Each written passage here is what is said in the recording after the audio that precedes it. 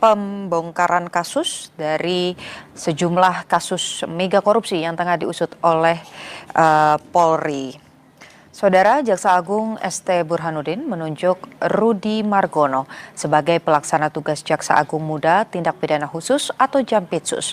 Rudy Margono saat ini menjabat sebagai Jaksa Agung Muda Pengawasan.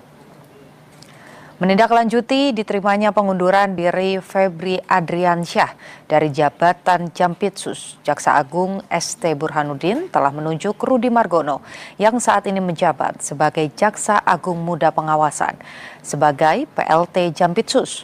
Penunjukan ini sebagai langkah untuk menjamin kesinambungan pelaksanaan tugas, fungsi, dan kewenangan di lingkungan Jampitsus. Penunjukan ini atau posisi PLT akan berlaku sampai ditetapkannya pejabat definitif. Kapus Penkum Kejagung, Anang Supriyatna menyebut pergantian kepemimpinan ini tidak akan mempengaruhi proses penegakan hukum.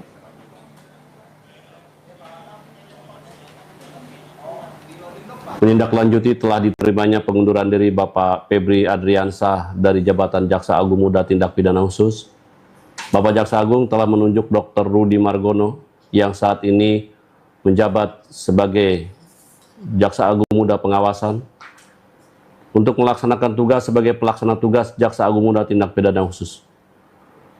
Penunjukan tersebut dilakukan berdasarkan Surat Perintah Jaksa Agung nomor 76 tahun 2026 sebagai langkah untuk menjamin kesinambungan pelaksanaan tugas, fungsi, dan kewenangan di lingkungan Jaksa Agung Muda Tindak Pidana Khusus sampai ditetapkannya pejabat definitif. Kami tegaskan bahwa pergantian kepemimpinan ini tidak akan mempengaruhi proses penegakan hukum. Seluruh penanganan perkara tindak pidana khusus tetap berjalan secara profesional, independen, dan sesuai dengan ketentuan peraturan perundang-undangan. Kejaksaan Agung mengonfirmasi pengunduran diri Febri Adriansyah dari jabatannya sebagai Jaksa Agung Muda Tindak Pidana Khusus atau Jampitsus. Pengunduran diri tersebut resmi diterima oleh Jaksa Agung pada Sabtu dini hari.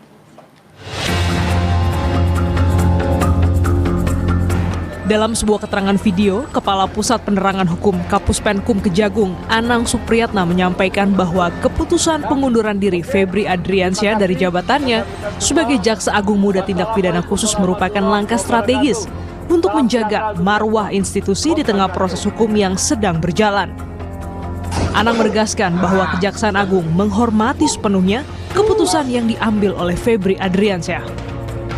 Meskipun Febri telah resmi mengundurkan diri, Kapus Penkum Kejagung memastikan bahwa roda organisasi di lingkungan Jampitsus, termasuk penanganan perkara-perkara besar, tidak akan terganggu. Pada hari ini, Sabtu 11 Juli 2026, Bapak Jaksa Agung telah menerima pengunduran diri Bapak Febri Adriansyah dari jabatannya sebagai Jaksa Agung Muda Tindak Pidana Khusus. Keputusan tersebut merupakan bentuk komitmen untuk menjaga integritas, objektivitas, dan netralitas proses penegakan hukum seiring adanya proses hukum yang sedang dilakukan oleh penyidik Kepolisian Negara Republik Indonesia. Kejaksaan Agung menghormati keputusan tersebut dan memastikan seluruh tugas, fungsi, serta penanganan perkara di lingkungan Jaksa Agung Muda Tindak Pidana Khusus dapat berjalan dengan normal dan sesuai dengan mekanisme yang berlaku. Polda Metro Jaya menggandeng KPK menggelar konferensi pers soal pengusutan dugaan 3 kasus mega korupsi dengan barang bukti ratusan miliar rupiah pada Jumat malam. Kabid Humas Polda Metro Jaya, Kombes Budi Hermanto bilang, pengusutan kasus dilakukan dengan menggeledah 12 lokasi. Dengan total barang bukti yang disita, sebanyak 74 kg emas dan mata uang asing yang dikonversi mencapai lebih dari 400 miliar rupiah. 15 orang saksi sudah diperiksa, namun penyidik masih belum menetapkan tersangka dalam kasus ini. Pada kesempatan ini, sudah dilakukan penggeledahan sebanyak 12 TKP. Yang pertama, lokasi kediaman rumah Parahyangan Golf nomor 2 Babakan Madang, Bogor, Kabupaten. Dengan hasil 74 kg kilogram emas batangan 4.767.300 US dollar, 14.083.800 Singapura dolar, serta 100 juta rupiah dan barang bukti 2 bingkai foto keluarga. Usai mengundurkan diri, Sabtu pagi belum terlihat adanya aktivitas di rumah ex-Jampitsus Febri Adriansyah. Tidak juga terlihat penjagaan yang begitu ketat di sekitar area rumah Febri yang pintu pagar tertutup rapat. Sebelumnya, Febri Adriansyah mengundurkan diri dari jabatannya usai melakukan konferensi pers terkait namanya yang terseret dalam penyidikan yang dilakukan Kortas Tipikor Polri. Tim Liputan Kompas TV. Usai Febri Adriansyah resmi mengundurkan diri dari jabatan Jaksa Agung Muda Pidana Khusus, Jaksa Agung ST Burhanuddin menunjuk Rudi Margono jadi PLT Jampitsus. Lebih lengkap soal penunjukan PLT Jampitsus, kita tanyakan jurnalis Kompas TV ada Tifal Solesa dan juru kamera Ian Faris di Kejaksaan Agung RI. Tifal, bagaimana situasi di Kejaksaan Agung sekarang? Jaksa Agung sudah menunjuk PLT, bisa Anda sampaikan dan juga ulas sebetulnya bagaimana kiprah PLT yang baru ini, Rudi Margono.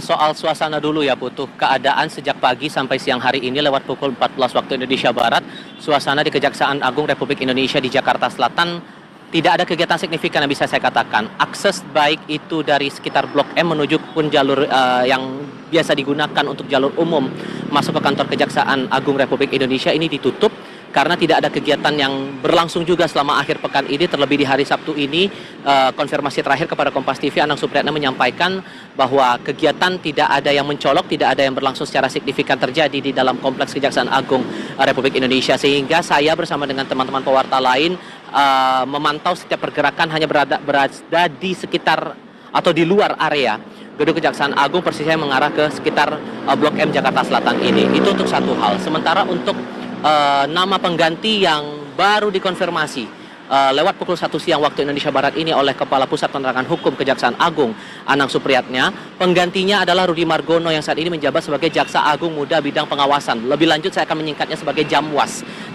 Rudi Margono ini pada awalnya menjabat sebagai Jamwas menggantikan Ali Mukartono yang saat itu dilantik oleh Presiden Republik Indonesia pada Desember tahun 2024 lalu sesuai dengan surat keputusan dari Presiden yang dirilis pada Desember atau 12 Desember tahun 2024.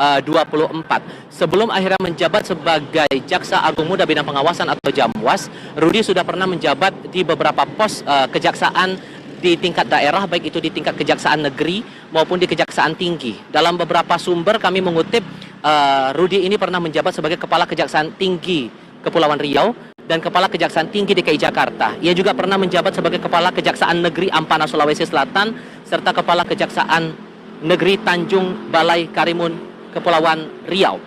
Selain itu, ia juga pernah menjabat atau pernah bertugas selama 8 tahun di kantor Komisi Pemberantasan Korupsi Republik Indonesia sebelum akhirnya mendapatkan tugas di beberapa kejaksaan negeri atau kejaksaan tinggi, baru kemudian mendapat penugasan lagi sebagai Kepala Badan Diklat Kejaksaan Republik Indonesia. Sampai pada akhirnya pada tahun 2024 atau persisnya akhir tahun 2024, Rudi Margono menggantikan Ali Mukartono sebagai Jaksa Agung Muda Bidang Pengawasan di Kejaksaan Agung Republik Indonesia. Kalau mengutip dari pernyataan Anang Supriyatna terakhir kali, persisnya pada pukul 1 siang tadi kepada media, ia menyampaikan bahwa posisi Rudi Margono ini sebagai pejabat sementara. Ia akan ditugaskan sebagai pengganti dari Febri Adriansyah yang telah mengundurkan diri sebagai Jaksa Agung Muda Tindak Pidana Khusus sampai nanti Kejaksaan Agung menetapkan pejabat definitif untuk Jaksa Agung Muda Tindak Pidana Khusus atau Jampitsus di Kejaksaan Agung Republik Indonesia. Soal tugas dari Jamwas ini sendiri, sebetulnya dalam peraturan Kejaksaan Republik Indonesia tahun 2017 ini sudah diatur soal tugas-tugas apa saja yang akan diemban oleh Jaksa Agung Muda di bidang pengawasan ini. Kalau merujuk dari pasal 520 sampai pasal 522 peraturan Jaksa Agung tahun 2017 ini, pada intinya Jaksa Agung Muda bidang pengawasan ini punya tugas untuk melakukan pelaksanaan dan pengendalian pengawasan internal kejaksaan terhadap kinerja dan keuangan melalui audit, review, evaluasi, pemantauan dan kegiatan pengawasan lainnya sesuai dengan penunjukan dari Jaksa Agung. Nah, itu konteks secara umum dari tugas yang inti atau tugas inti dari Rudy Margono ini sebagai Jamwas. Apakah kemudian ada tugas baru lainnya saat Rudy ini ditunjuk sebagai pejabat sementara Jampitsus? Anang dalam keterangan terakhir menyampaikan bahwa tugas-tugas penindakan hukum, terutama untuk kasus-kasus yang sudah ditangani lebih dulu oleh Jampitsus sebelumnya, dalam hal ini Febri Adriansyah, tidak akan berubah, tidak akan berkurang, semua akan tetap berjalan sebagaimana biasanya. Kemudian muncul pertanyaan, apakah keberadaan Rudy Margono sepanjang pantauan ini terlihat di Kejaksaan Agung? Saya sepanjang hari ini, dari pagi sampai siang hari ini, Putu, belum melihat ada tanda-tanda kegiatan signifikan, terutama di Gedung Bundar persis di belakang saya. Ini gerbang khusus untuk pejabat-pejabat tingkat eselon. Hanya kendaraan terbatas saja dengan pantauan khusus dari petugas internal di Kejaksaan Agung. Dan sampai detik ini belum ada kegiatan signifikan yang terlihat, terutama keberadaan dari Rudy Margono sejak ditunjuk sebagai pejabat sementara Jaksa Agung Muda Tindak Pidana Khusus di Kejaksaan Agung Republik Indonesia, Putu. Oke, saya mau memastikan saja, Tifal, Anda tadi sempat berkomunikasi begitu ya dengan Kapus Penkum. Posisinya saat ini Rudy Margono ini ditetapkan sebagai PLT begitu di Jampitsus. Tapi bagaimana dengan posisi sebelumnya? Apakah artinya Rudy Margono ini kemudian mengemban dua tugas, yaitu sebagai Jampitsus dan juga sebagai Jamwas, atau memang ada pergerakan lain? Dan apakah disampaikan juga berapa waktu yang dibutuhkan untuk kemudian menetapkan pejabat pengganti definitif dari Jampitsus sebelumnya, yaitu Febri Adriansyah? Mengutip dari pernyataan Anang Supriyatna, Kepala Pusat Penerangan Hukum Kejaksaan Agung, batas waktu bagi Rudy Margono ini menjabat sebagai pejabat sementara Jampitsus ini tidak ditentukan karena batasan waktunya hanya sampai Jaksa Agung menetapkan pejabat definitif. Sampai akhirnya Jaksa Agung Sanitiar Burhanuddin menunjuk pejabat definitif terhadap Jampitsus ini, baru kemudian Rudy akan kembali fokus menjabat sebagai Jamwas, Jaksa Agung Muda Bidang Pengawasan. Sehingga kalau bisa kita katakan, saat ini Rudy Margono menjabat di dua posisi. Definitif berada sebagai Jaksa Agung Muda Bidang Pengawasan, dan untuk sementara waktu, karena jabatannya sekali lagi ini untuk sementara waktu, maka untuk Jampitsus berada dalam posisi sebagai pejabat sementara, Putu. Oke, artinya kita masih menunggu bagaimana nanti keputusan resmi dari Jaksa Agung ST Burhanuddin, apakah kemudian akan segera menetapkan pejabat definitif, dan sampai dengan saat ini masih ada dua posisi yang kemudian diemban oleh Rudy Margono, yaitu sebagai PLT Jampitsus dan juga sebagai pejabat definitif sebagai Jamwas. Terima kasih laporan Anda, Tifal Solesa dan juga Ian Faris dari Kejaksaan Agung RI. Saudara, Jaksa Agung ST Burhanuddin menunjuk Rudy Margono sebagai pelaksana tugas Jaksa Agung Muda Tindak Pidana Khusus atau Jampitsus. Rudy Margono saat ini menjabat sebagai Jaksa Agung Muda Pengawasan atau Jamwas. Menindaklanjuti diterimanya pengunduran diri Febri Adriansyah dari jabatan Jampitsus, Jaksa Agung ST Burhanuddin telah menunjuk Rudy Margono yang saat ini menjabat sebagai Jaksa Agung Muda Pengawasan sebagai PLT Jampitsus. Penunjukan ini sebagai langkah untuk menjamin kesinambungan pelaksanaan tugas fungsi dan kewenangan di lingkungan Jampitsus sampai ditetapkannya pejabat definitif. Kapus Penkum Kejagung Anang Supriyatna menyebut pergantian kepemimpinan ini tidak akan mempengaruhi proses penegakan hukum.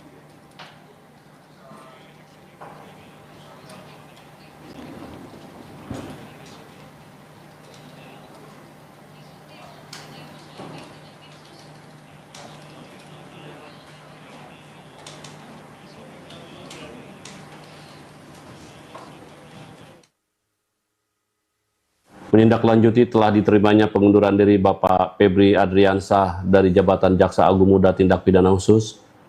Bapak Jaksa Agung telah menunjuk Dr. Rudy Margono yang saat ini menjabat sebagai Jaksa Agung Muda Pengawasan untuk melaksanakan tugas sebagai pelaksana tugas Jaksa Agung Muda Tindak Pidana Khusus.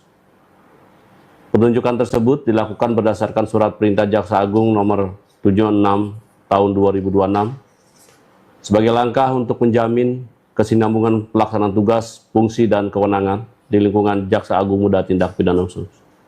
sampai ditetapkannya pejabat definitif. Kami tegaskan bahwa pergantian kepemimpinan ini tidak akan mempengaruhi proses penegakan hukum. Seluruh penanganan perkara tindak pidana khusus tetap berjalan secara profesional, independen, dan sesuai dengan ketentuan peraturan perundang-undangan. Kalau tadi kita sudah memantau bagaimana situasi di Kejaksaan Agung RI, kita akan bergeser ke rumah ex-Jampitsus Febri Adriansyah di Jakarta. Ada jurnalis Kompas TV, Zevanya Situmeang, dan juga juru kamera Andika Pratama. Zevanya, kalau beberapa hari yang lalu kediaman dari Febri Adriansyah ini dijaga ketat oleh TNI, bagaimana situasinya di sana? Dan sejak pagi tadi, apakah Anda melihat aktivitas dari Febri Adriansyah setelah memutuskan untuk mengundurkan diri dari posisi Jampitsus?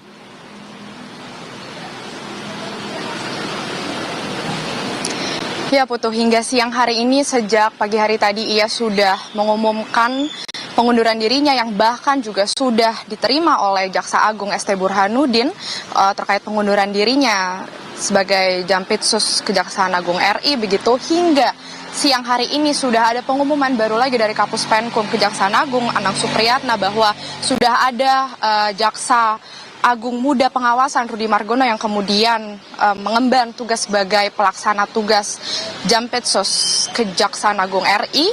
Hingga siang hari ini, hingga pukul 2 siang, masih belum terlihat adanya gerak-gerik atau pergerakan di sekitaran rumah ex-Jampitsus Kejaksaan Agung RI, Febri Adriansyah. Bahkan kami juga sudah mencoba menghubungi Putu kepada yang bersangkutan langsung, tapi memang masih belum ada respon sama sekali hingga siang hari ini. Kalau melihat dari sisi penjagaannya, jika dibandingkan dengan beberapa hari sebelumnya, seperti misalnya di hari Rabu beberapa waktu lalu, ini memang terlihat ada sejumlah penjagaan yang begitu cukup ketat begitu ya di kawasan rumah Febri yang berada di kawasan Jakarta Selatan ini, Kebayoran Baru, yang memang kalau dibandingkan dengan hari ini tidak terlihat ada penjagaan yang begitu ketat sama sekali. Ada orang-orang berseragam TNI begitu tidak terlihat juga. Kalau kami lihat dari pintu di belakang saya. Why do some people seem to attract luck, opportunities, and protection, while others struggle no matter how hard they try? It's not about talent. It's not about money. And it's not about destiny being unfair. There's something else, something invisible, something most people will never know. Since the day you were born, a guardian angel was assigned to you. He's been watching over you, trying to guide you, trying to protect you. But here's the truth no one talks about. If you don't know his name, he can't fully reach you. It's like calling out to someone in the dark without knowing who you're calling. The connection stays weak. The guidance stays faint, and the doors that should open stay closed. That's why some people feel stuck, not because they're cursed, not because they're unlucky, but because the bridge between them and their angel was never activated. My name is Angela. For over 40 years, I've been communicating with the angelic realm, and today I've been guided to reach out to you specifically. Your angel wants to change this right now. He's ready to reveal his celestial name to you. The name only you are meant to speak. He also wants to give you a secret invocation, a sacred phrase that will let you call him to your side whenever you need him, day or night. Imagine what could shift in your life once that connection is fully open. The protection, the clarity, the obstacles finally moving out of your way. But I have to be honest with you. This window won't stay open forever. The energy that brought you here is rare. If you ignore it, it may not come back. I've seen too many people miss their moment. Don't be one of them.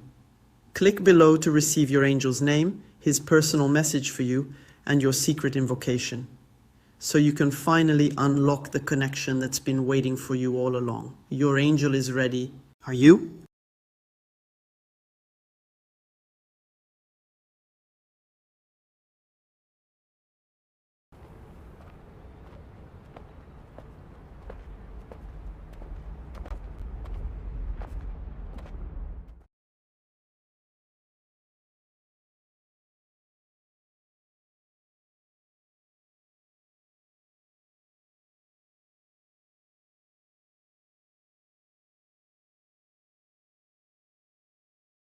Andika Pratama memperlihatkan, seperti Anda lihat sekarang Putu, ini ada satu orang yang membuka pagar begitu, berkomunikasi ke dalam, namun tidak jadi masuk lagi. Nah, kalau kami lihat sejak pagi hari tadi, aktivitas yang terjadi di rumah Febri kurang lebih seperti itu. Jadi kurang lebih 1-2 orang ini bolak-balik masuk ke dalam rumah, tapi berpakaian bebas begitu, normal. Namun tidak terlihat adanya tanda-tanda apakah akan ada orang yang keluar pergi dari rumah atau ada mobil yang standby itu pergi atau apapun, aktivitas ini tidak terlihat sama sekali. Namun yang kami perhatikan juga Putu, di dalam rumah Febri ini terlihat beberapa lampu menyala sejak pagi hari tadi, yang dapat kami perkirakan ini artinya memang ada orang di dalam, tapi kami masih belum tahu apakah keberadaan dari ex-Jampitsus Kejaksaan Agung RI Febri Adriansyah ini ada di dalam rumah atau tidak. Nah, ini yang masih terus coba kami konfirmasi dan kami terus memantau Putu dan juga saudara, karena memang rumah Febri ini ada 2 sisi pintu. Kalau di pintu pagar yang sisi satu lagi itu memang tertutup rapat pagarnya begitu ya, tidak terlihat adanya aktivitas di sana. Jadi kami sedari pagi tadi ini masih berjaga di sisi pintu yang tadi kami lihat cukup terjadi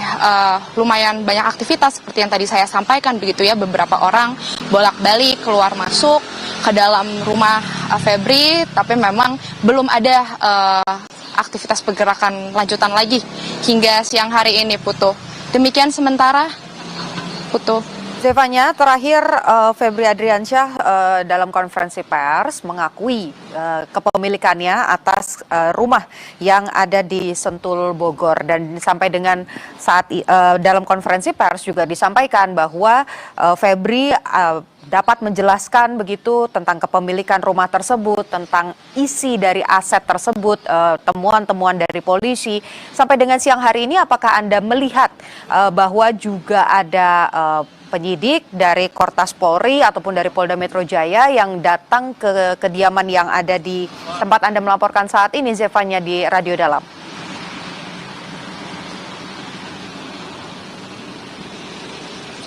Ya Putu, kalau dari pagi tadi seperti yang tadi saya sampaikan, ini memang tidak terlihat sama sekali adanya seperti misalnya dari anggota Kortas Tipikor Polri begitu yang hadir, atau dari Polda Metro Jaya atau dari petugas satuan lainnya ini yang menghampiri rumah Febri yang di kawasan Radio Dalam ini. Kami belum melihat sama sekali adanya tanda-tanda kedatangan atau gerak-gerik lainnya. Hanya tadi beberapa orang mengenakan baju bebas begitu, atau beberapa baju berwarna hitam ini terlihat berkeliaran di sekitar rumah Febri, ataupun tadi bolak-balik masuk ke dalam begitu ya. Namun kalau dari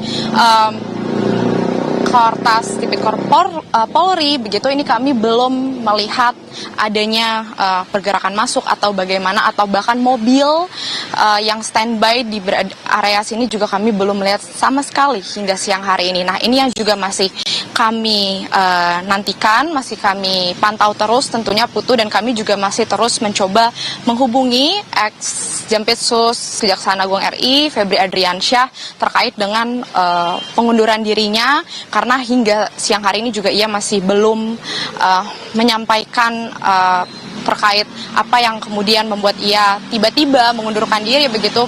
Di hari sebelumnya ia masih membantah kabar tersebut. Nah, ini yang masih kami tunggu dan masih coba kami hubungi terus kepada beliau. Putu. Baik, terima kasih laporan Anda, jurnalis Kompas TV, Zevanya Situmayang dan juga Andika Pratama melaporkan dari kawasan Radio Dalam Jakarta. Kita juga nantikan sebetulnya di mana keberadaan dari ex-Jampitsus, yaitu Febri Adriansyah. Selamat bertugas kembali, Zevanya.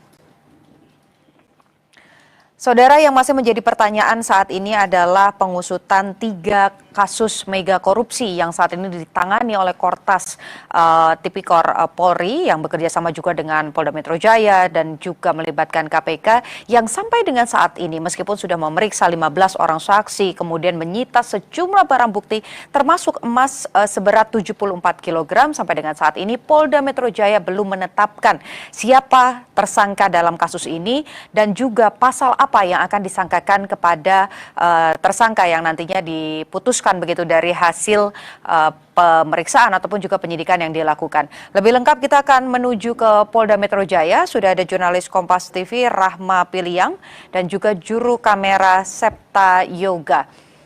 Rahma, sampai dengan saat ini pernyataan terakhir dari Polda Metro Jaya lewat Kabid Humas ini belum menetapkan tersangka. Sebetulnya pertimbangannya apa dan sejauh ini apakah hari ini juga ada informasi bahwa penetapan tersangka ataupun juga pasal yang akan disangkakan kepada tersangka ini akan dirilis? Iya Putu, memang menjadi pertanyaan bagi kita semua kenapa dari Polda Metro Jaya ini belum menetapkan tersangka dari 3 kasus korupsi besar ini. Namun memang yang sama-sama kita ketahui, Putra juga saudara, terakhir dari Humas Polda Metro Jaya Kombes Pol Budi Hermanto menyebutkan bahwa penyidik ini masih dalam melakukan pemeriksaan lebih mendalam dan juga intensif kepada saksi yang sudah diperiksa begitu, dan juga pendalaman kasus ini dan juga serta barang bukti yang sudah dikumpulkan. Namun memang Putra dan juga saudara, kalau kita melihat dari konferensi pers terakhir yang disampaikan oleh tim Joint Investigation begitu ya, dari Kortas Tipikor Polri dan juga Polda Metro Jaya, dalam hal ini adalah Ditkrimsus, dan memang disampaikan bagaimana dengan barang bukti yang sudah ditemukan di berbagai lokasi usai penggeledahan begitu ya. Memang ada 12 lokasi penggeledahan dan kita ketahui Putu dan juga saudara, ini jumlah yang disita itu fantastis begitu ya, hampir setengah triliun rupiah atau hampir 400, lebih dari 400 miliar rupiah Putu. Dimana kalau kita ketahui yang disita ini diantaranya adalah dari salah satu kafe di Cipete Jakarta Selatan menyita dokumen, alat elektronik, valuta asing yang totalnya hampir 60 miliar rupiah. Lalu di Money Changer juga menyita 71 item barang bukti dan juga uang sebesar 7,2 miliar rupiah. Lalu yang menjadi perhatian juga yang menjadi menarik begitu ya Putu dan juga saudara adalah penyitaan di sebuah rumah di Sentul, di mana ini menemukan brankas yang berisi 7 koper. 7 koper ini berisi 74 kilogram emas dan juga valuta asing yang ini ada dolar Amerika Serikat dan juga dolar Singapura, dan perkiraan nilainya ini mencapai 476 miliar rupiah. Dan juga selain dengan dokumen, barang elektronik, emas, lalu valuta asing dan juga uang tunai begitu ya. Tentunya dari Polda Metro Jaya dan tim Joint Investigation ini menyita 2 bingkai foto keluarga. Ini masih dilakukan pendalaman oleh penyidik Polda Metro Jaya dan kita terus mendengar apa yang disampaikan oleh Humas Polda Metro Jaya Kombes Pol Budi Hermanto bahwa untuk dari kasus ini sudah naik tahap penyidikan tapi belum ada tersangka yang ditetapkan. Kenapa? Ini dari Polda Metro Jaya menyebutkan bahwa pemeriksaan intensif masih dilakukan, pemeriksaan mendalam masih dilakukan, dan juga terus dilakukan pemeriksaan terhadap 15 saksi yang terakhir disebutkan dari Polda Metro Jaya. Namun tentunya kita masih menunggu Putu dan juga saudara, dan kalau bisa kami gambarkan bagaimana situasi di Polda Metro Jaya ini sendiri akan digambarkan juga oleh juru kamera Kompas TV Septa Yoga. Dan inilah Putu dan juga saudara untuk situasi di Polda Metro Jaya, terkhususnya di Ditreskrimsus atau Direktorat Reserse Kriminal Khusus. Tidak ada hal yang signifikan yang terjadi begitu ya. Kami memantau sejak pagi tadi hingga siang ini pukul 2:30 siang tidak ada kegiatan yang mencolok begitu, yang biasanya kalau kita kemarin melihat ada beberapa barang yang dibawa masuk seperti alat penghitung uang begitu, tapi hingga sekarang hingga pukul 2:30 ini tidak ada kegiatan yang mencolok, tidak ada kegiatan khusus yang kami lihat begitu ya. Tapi tentunya penjagaan dari Brimob ini masih terus ada di depan Direktorat Reserse Kriminal Khusus Polda Metro Jaya, dan kami juga melihat dan juga memantau tidak ada pejabat-pejabat dari Ditreskrimsus Polda Metro Jaya yang masuk maupun keluar, dan tidak ada hal yang dilakukan secara mencolok begitu atau secara khusus begitu. Tapi juga Putu dan juga saudara, yang menarik perhatian kami di sini juga adalah karangan bunga yang terus berdatangan di depan gedung Ditreskrimsus Polda Metro Jaya. Kalau kami gambarkan dan juga dapat dilihat di layar kaca Anda, Putu dan juga saudara, karangan bunga ini memang sudah terlihat dari kemarin, dan ini karangan bunga ini bertuliskan dukungan terhadap Polri yang sedang menyelidiki kasus korupsi besar begitu ya. Ada 3 kasus korupsi besar yang sedang diusut oleh Polda Metro Jaya bersama tim Joint Investigation, yaitu dalam hal ini adalah Kortas Tipikor Mabes Polri, dan dapat dilihat ini baru saja tadi sekitar pukul 2 siang juga datang satu karangan bunga yang bertuliskan Bravo Polri, hajar terus. Ini kita bisa melihat siapa saja yang mengirimkan karangan bunganya, tapi tentunya ada yang tidak ada nama pengirimnya, Putu dan juga saudara. Hingga saat ini kami masih menunggu, dan juga tentunya semua masyarakat ini masih menunggu siapa tersangka yang ditetapkan oleh Polda Metro Jaya dan juga tim Joint Investigation ini, siapa tersangka dari kasus korupsi ini. 3 kasus korupsi besar yang tengah ditangani oleh Polda Metro Jaya dalam tim Joint Investigation ini bersama Kortas Tipikor Mabes Polri. Dan terakhir memang disebutkan bahwa masih dalam pendalaman kasusnya secara intensif, tentunya setelah dilakukan pendalaman terhadap 15 saksi yang sudah diperiksa, begitu ya, tentunya dengan jumlah barang bukti yang sudah diamankan, tidak ada kemungkinan, mungkin saja ini masih ada pengembangan lokasi-lokasi dari penggeledahan, tapi tentunya kita akan menunggu di mana saja nantinya jika akan ada penggeledahan lebih lanjut dan juga pemeriksaan lebih lanjut terhadap pihak-pihak, dan kita menunggu siapa tersangka yang akan ditetapkan oleh Polda Metro Jaya dalam penanganan kasus besar yang tengah ditangani ini, Putu. Oke, Rama, ini yang kemudian menarik ya, kalau kita bicara statusnya sudah naik ke ranah penyidikan, artinya seharusnya sudah ada juga surat perintah penyidikan begitu ya dari Polda Metro Jaya. Nah, pertanyaannya adalah apakah sudah ada informasi terkait dengan pasal yang kemudian digunakan begitu? Kita tahu belum ada tersangka, tapi pasalnya apa? Ini kan ada 3 kasus besar. Kemarin disampaikan bisa jadi gratifikasi, bisa jadi korupsi, bahkan juga bisa jadi tindak pidana pencucian uang. Nah, sampai dengan siang hari ini, apakah Anda sudah mendapatkan informasi terkait dengan pasal apa yang akan disangkakan? Dan apakah ada jadwal konferensi pers yang nantinya akan menyampaikan pernyataan resmi soal pasal yang disangkakan dan juga siapa tersangka dalam kasus ini?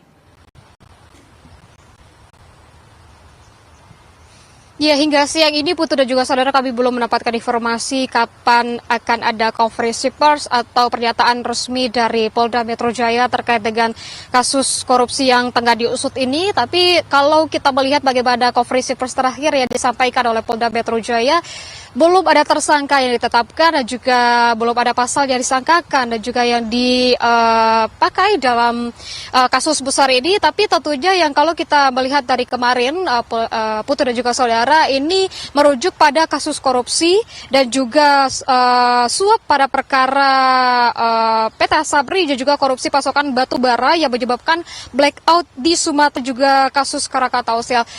Baru sampai di situ, Putu dan juga saudara, kalau kita melihat bagaimana tentunya dari perkembangan kasus ini, yang sama-sama kita tunggu adalah apa pasal yang akan disangkakan atau yang akan dipakai dalam kasus korupsi besar yang tengah ditangani ini, juga siapa tersangkanya.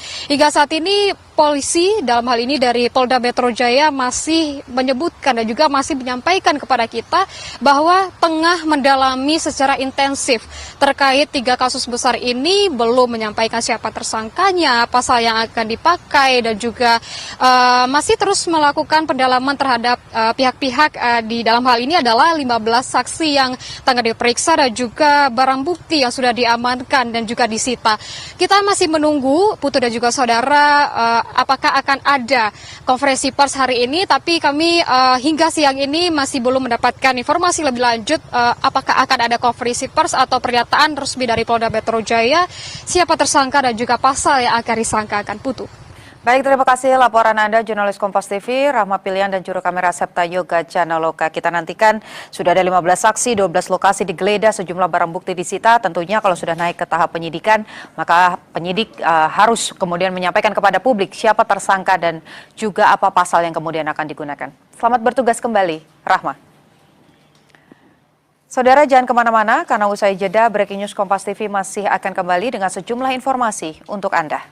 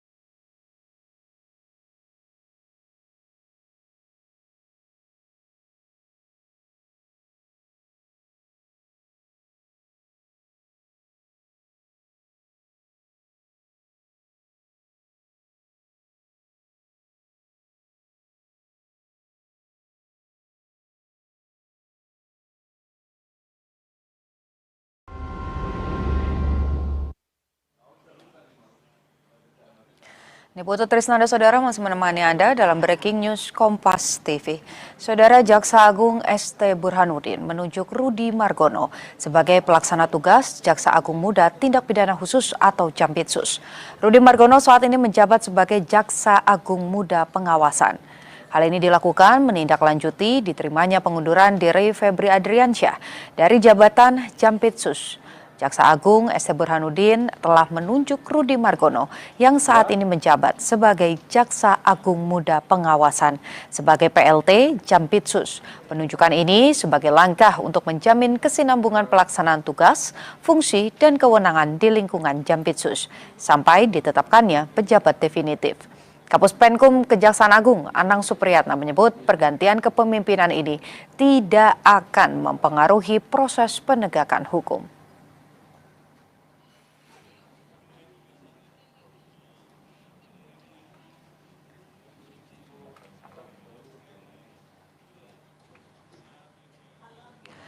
Sementara itu, Saudara, Komisi Kejaksaan mendukung penyidik mengusut kasus korupsi dengan penggeledahan yang sudah dilakukan di 12 lokasi.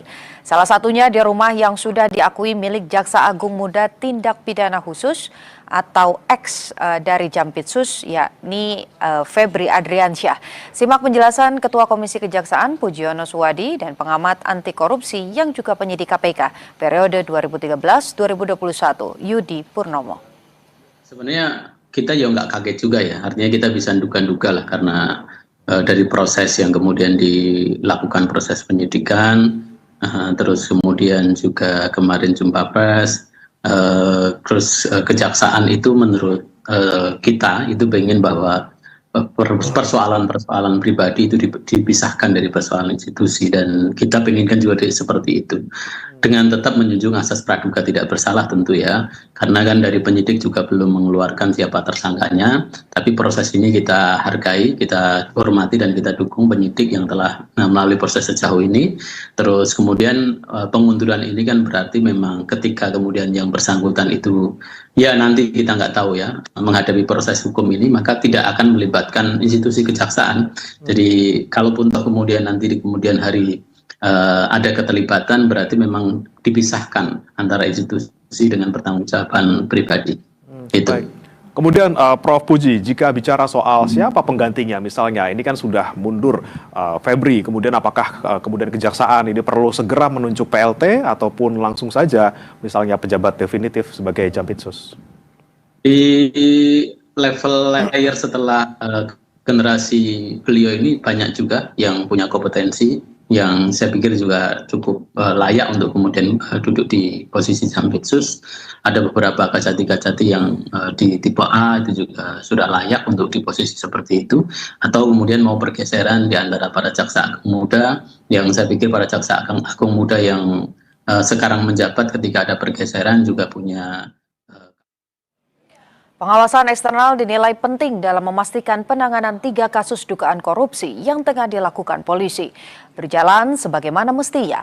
Pengawasan ini juga diharapkan bisa membuat para penegak hukum bekerja secara profesional dan berintegritas. Dan berikut penjelasan Ketua Komisi Kejaksaan Pujiono Suwadi dan pengamat anti korupsi yang juga penyidik KPK periode 2013-2021 Yudi Purnomo.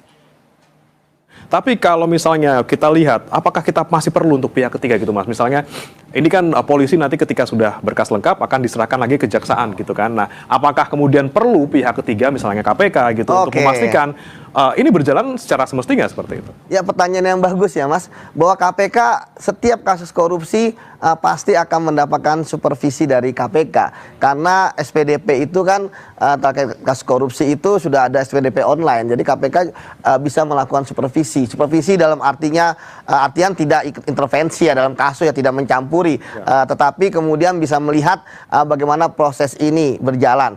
Dan saya yakin bahwa profesionalitas juga pasti akan dikedepankan. Teman-teman di kejaksaan yang ditunjuk misalnya untuk ikut dalam penanganan kasus ini, baik untuk meneliti ya, bahkan mungkin nanti sampai persidangan gitu kan, saya pikir akan sangat-sangat profesional gitu kan. Dan saya pikir ini kan juga suatu hal yang biasa ya ketika teman-teman jaksa menuntut jaksa juga gitu kan, ada beberapa kasus juga dilakukan dan itu profesional gitu kan, bahkan tuntutannya pun juga agak lumayan gitu ya. Artinya nggak ada yang namanya friend gitu ya, nggak ada namanya ini.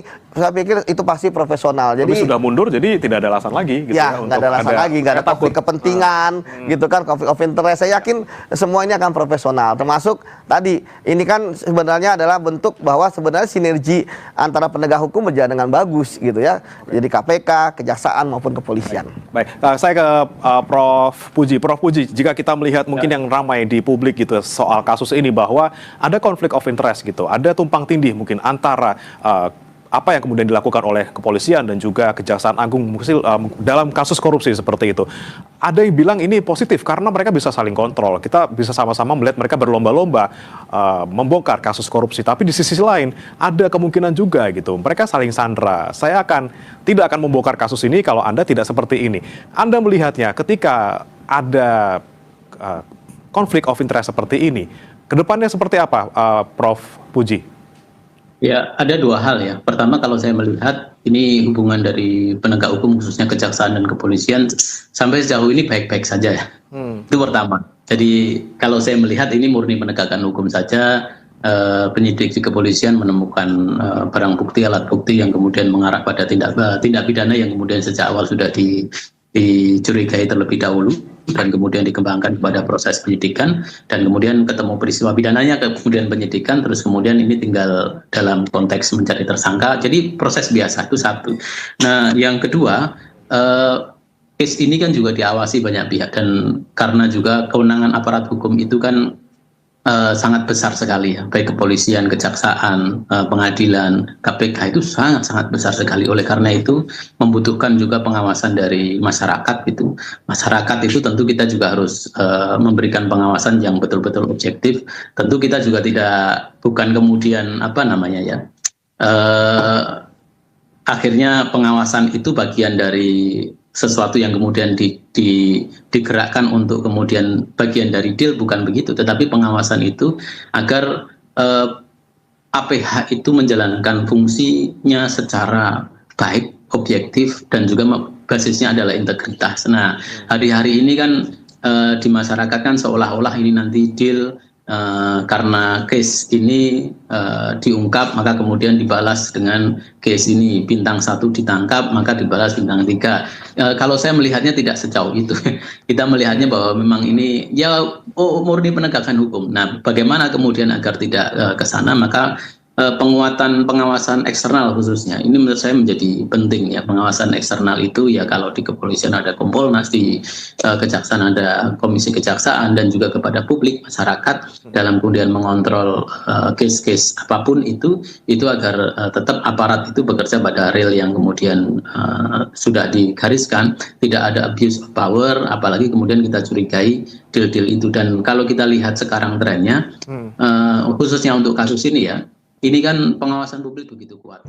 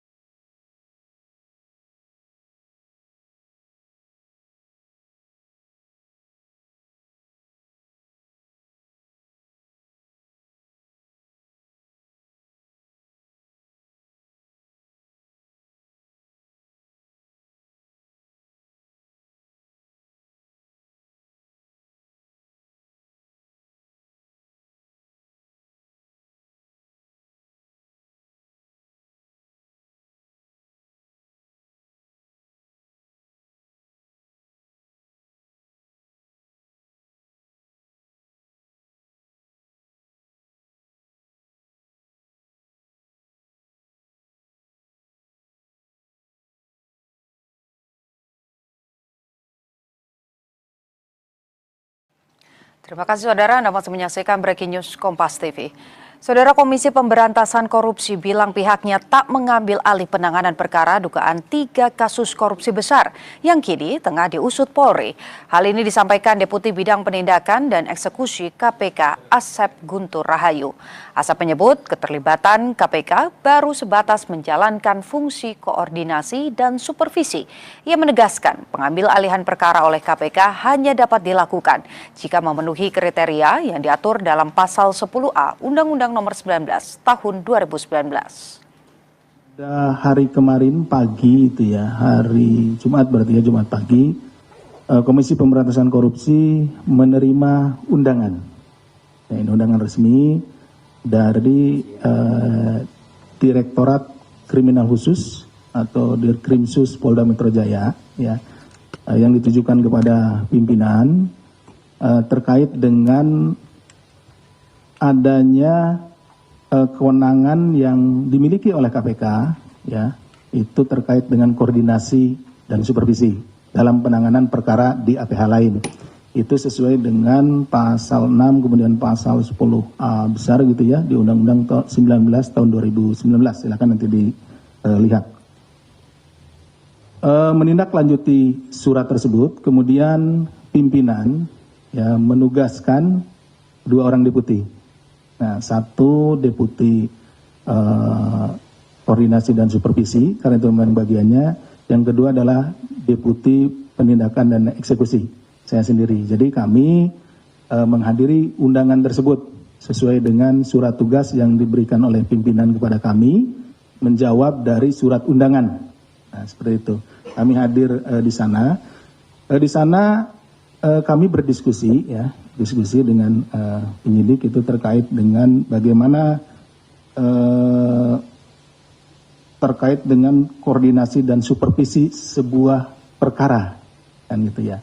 Jadi Ibu Deputi Korsub menjelaskan bahwa saat ini tahapnya masih tahap awal gitu ya, tahap awal. Nanti rekan-rekan bisa lihat kalau diambil alih gitu ya, itu ada tahapannya mulai dari komunikasi, kemudian koordinasi, kemudian disupervisi dulu gitu ya. Baru nanti disesuaikan dengan klausul yang ada di pasal 10A ayat 2 ya. Nanti rekan-rekan silahkan baca. Undang-Undang Nomor 19 Tahun 2019 tentang KPK. Karena di sana ada kriteria di mana pengambil alihan perkara itu dilakukan. Jadi tidak bisa misalkan kita dengan asumsi sendiri, misalnya tadi ya kita berasumsi bahwa wah ini gak mungkin lah, pasti perkaranya macet gitu kan dan lain-lain pasti susah, itu kan asumsi. Nah kita harus menghargai seluruh upaya yang dilakukan oleh aparat penegak hukum dalam melaksanakan penegakan hukum tindak pidana korupsi, baik dalam hal ini oleh kepolisian, Portas Tipikor dengan Direktorat Krimsus Polda Metro Jaya maupun oleh Kejaksaan Agung nantinya, karena mereka dalam penanganan perkaranya kan ada 2 ini itu ya, 2 atap. Kalau di KPK kan 1 atap di mana penyidik dan jaksanya ada di dalam 1 lembaga, gitu seperti itu. Nah, tentunya kami melihat dan memandang bahwa baik kepolisian maupun kejaksaan itu pasti akan melaksanakan tugasnya secara profesional gitu ya, profesional, sehingga pelaksanaannya akan berjalan dengan baik dan lancar. Nah, jadi kalau ini kan baru tahap awal gitu, tahap awal, jadi kita hanya berdiskusi seputar itu. Nah, kemudian setelah berdiskusi, rupa-rupanya mungkin tidak perlu lagi penjelasan kami disampaikan melalui konvers gitu ya, seperti itu. Cukup dijelaskan kepada penyidik yang ada di sana, sehingga pada saat konvers kami tidak lagi perlu menjelaskan hal itu. Jadi cukup dijelaskan kepada penyidiknya. Demikian mungkin. Jaksa Agung ST Burhanuddin menunjuk Rudi Margono sebagai pelaksana tugas Jaksa Agung Muda Tindak Pidana Khusus atau Jampitsus. Rudi Margono saat ini menjabat sebagai Jaksa Agung Muda Pengawasan. Menindaklanjuti diterimanya pengunduran diri Febri Adriansyah dari jabatan Jampitsus, Jaksa Agung ST Burhanuddin telah menunjuk Rudi Margono yang saat ini menjabat sebagai Jaksa Agung Muda Pengawasan sebagai PLT Jampitsus. Penunjukan ini sebagai langkah untuk menjamin kesinambungan, pelaksanaan tugas, fungsi, dan kewenangan di lingkungan Jampitsus sampai ditetapkannya pejabat definitif. Kapus Penkum Kejagung, Anang Supriyatna menyebut pergantian kepemimpinan ini tidak akan mempengaruhi proses penegakan hukum.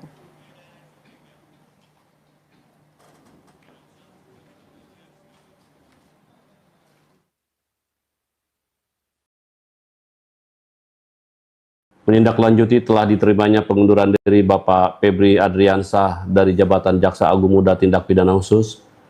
Bapak Jaksa Agung telah menunjuk Dr. Rudi Margono yang saat ini menjabat sebagai Jaksa Agung Muda Pengawasan untuk melaksanakan tugas sebagai pelaksana tugas Jaksa Agung Muda Tindak Pidana Khusus. Penunjukan tersebut dilakukan berdasarkan Surat Perintah Jaksa Agung nomor 76 tahun 2026 sebagai langkah untuk menjamin kesinambungan pelaksanaan tugas, fungsi, dan kewenangan di lingkungan Jaksa Agung Muda Tindak Pidana Khusus sampai ditetapkannya pejabat definitif. Kami tegaskan bahwa pergantian kepemimpinan ini tidak akan mempengaruhi proses penegakan hukum. Seluruh penanganan perkara tindak pidana khusus tetap berjalan secara profesional, independen, dan sesuai dengan ketentuan peraturan perundang-undangan.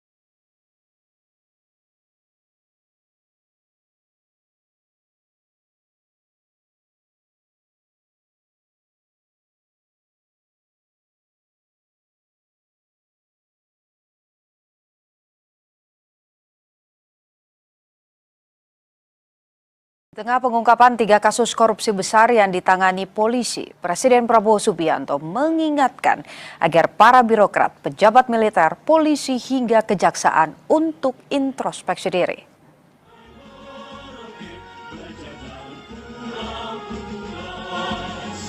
Seruan ini disampaikan Presiden Prabowo secara terbuka di lokasi peresmian Bendungan Meninting, Lombok Barat. Presiden mengingatkan aparat penegak hukum bekerja untuk rakyat.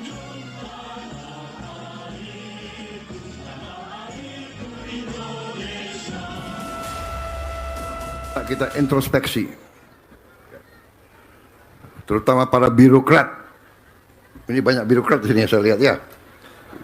Birokrat introspeksi. Kita semua introspeksi. Pejabat-pejabat militer dan polisi introspeksi. saudara adalah milik rakyat.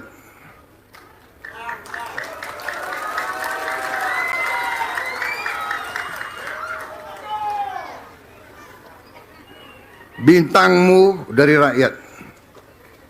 Sepatumu dari rakyat. Topimu dari rakyat. Jangan pernah lupa itu.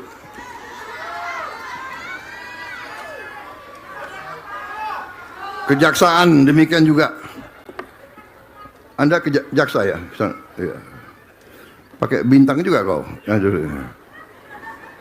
Kau juga milik rakyat.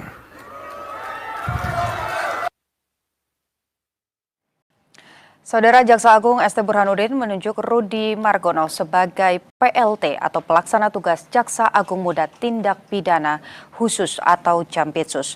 Sebelumnya, Rudi Margono yang ditetapkan oleh Jaksa Agung ST Burhanuddin sebagai PLT Jampitsus menempati posisi definitif sebagai Jamwas.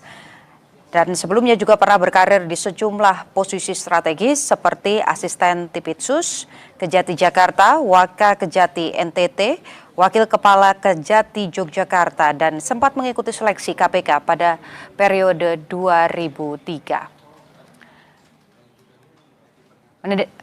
Menindaklanjuti diterimanya pengunduran diri Febri Adriansyah, saudara, dari posisi Jampitsus, Jaksa Agung ST Burhanuddin telah menunjuk Rudi Margono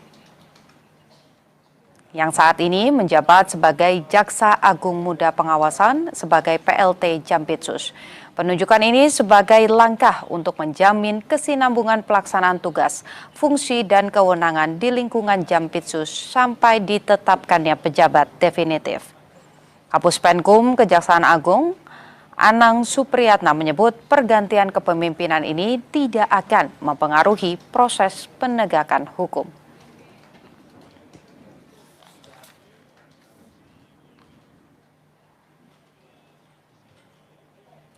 15 orang saksi sudah diperiksa, sejumlah lokasi juga sudah digeledah. Sampai dengan saat ini polisi belum mengungkap siapa tersangka dan juga pasal yang akan disangkakan.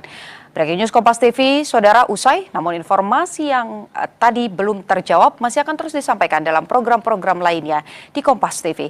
Saya Putri Trisnanda, saudara. Terima kasih, sampai jumpa.